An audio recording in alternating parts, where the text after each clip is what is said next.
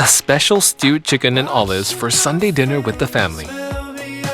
Chopped garlic, cut onion, sliced yellow capsicum, red capsicum, and some turkey ham. Season chicken with salt, smoked paprika, pepper, and olive oil.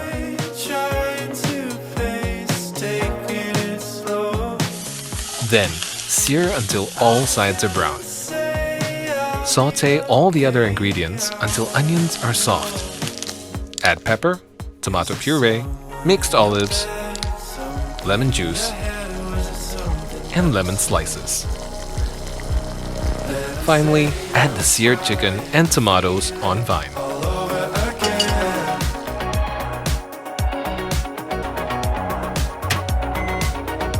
Stew in the Cubie oven for 1.5 hours for all that intense flavor and goodness to surface. A rich, flavorful, and healthy dish, just perfect for a weekend dinner with the family. Panasonic.